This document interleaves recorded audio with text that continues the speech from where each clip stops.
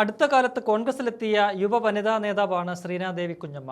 കൃത്യമായി പറഞ്ഞാൽ ഇക്കഴിഞ്ഞ തദ്ദേശ തെരഞ്ഞെടുപ്പിന് തൊട്ടു മുൻപാണ് ശ്രീനാദേവി CPI വിട്ട് കോൺഗ്രസിൽ ചേർന്നത്. പത്തനംതിട്ട ജില്ലാ പഞ്ചായത്ത് അംഗമായിരിക്കെയായിരുന്നു പാർട്ടിയുമായി ഇടഞ്ഞത്. പാർട്ടിയിൽ തനിക്കെതിരെ നടക്കുന്ന നീക്കങ്ങളിലും പ്രതികാര നടപടികളിലും മനംമടുത്ത് അവർ പുറത്തു വന്നു. CPIയിൽ നിൽക്കെ ചില നേതാക്കളുടെ അഴിമതിക്കെതിരെ ശബ്ദിച്ചതാണ് ശ്രീനയെ പാർട്ടിയുടെ ശത്രുവാക്കി മാറ്റിയത്.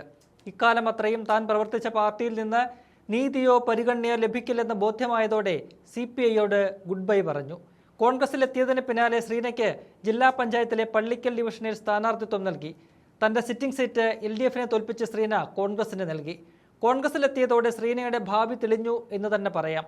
അതുവരെ ജില്ലയിൽ മാത്രം ഒതുങ്ങിക്കഴിഞ്ഞിരുന്ന ശ്രീന കേരളം തന്നെ ശ്രദ്ധിക്കുന്ന വനിതാ നേതാവായി വളരെ പെട്ടെന്ന് മാറി. കോൺഗ്രസിന്റെ ഫയർ ബ്രാൻഡ് നേതാക്കളിൽ പ്രമുഖയായി ശ്രീന പേരെടുത്തു.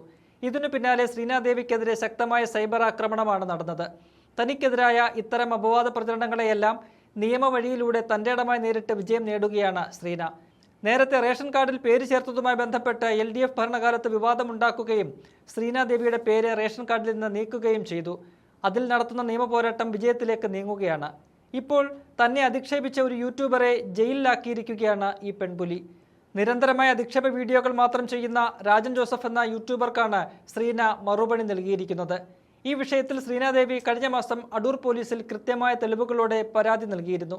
അന്വേഷണത്തിൽ പരാതിയിൽ കഴമ്പുണ്ടെന്ന് ബോധ്യപ്പെട്ട പോലീസ് ഇതിന്റെ അടിസ്ഥാനത്തിൽ സ്ത്രീത്വത്തെ അപമാനിക്കലടക്കം കുറ്റങ്ങൾ ചുമത്തി ജാമ്യമില്ലാ വകുപ്പുകൾ പ്രകാരം കേസെടുത്തു. കേസ് രജിസ്റ്റർ ചെയ്തതോടെ ക്യാമറയ്ക്ക് മുന്നിൽ വന്നിരുന്ന് ആരെയും വെല്ലുവിളിക്കുന്ന ധൈര്യശാലിയായ യൂട്യൂബർ ഒളിവിൽ പോയി. കഴിഞ്ഞ കുറേ ദിവസമായി പ്രതിക്കായുള്ള പോലീസിന്റെ തെരച്ചിൽ ഇന്നലെയാണ് ഫലം കണ്ടത്. ഇന്നലെ രാത്രി എറണാകുളത്ത് ഒളിവിൽ കഴിഞ്ഞിരുന്ന പ്രതിയെ പോലീസ് കയ്യോടെ പൊക്കി.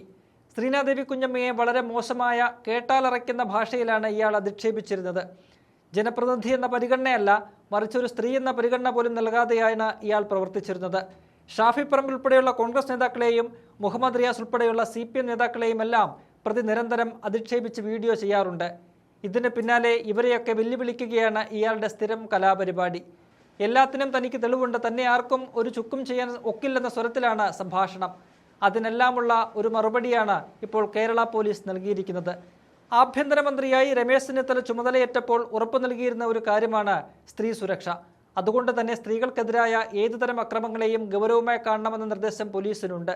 അതിൻ്റെ കൂടി ഭാഗമായാണ് കോൺഗ്രസ് നേതാവായ ശ്രീനാദേവിയെ വേട്ടയാടിയ പ്രതിയെ എത്രയും പെട്ടെന്ന് പിടികൂടാൻ പോലീസ് ഇറങ്ങിയത്. ക്യാമറയ്ക്ക് മുന്നിൽ വന്നിരുന്ന് ആരെയും എന്തും പറഞ്ഞ് അധിക്ഷേപിക്കാനുള്ള ലൈസൻസ് ഉണ്ടെന്ന് സ്വയം ധരിച്ചിരിക്കുന്നവർക്കുള്ള ശക്തമായ താക്കീതായി ഈ അറസ്റ്റ് മാറേണ്ടതുണ്ട്.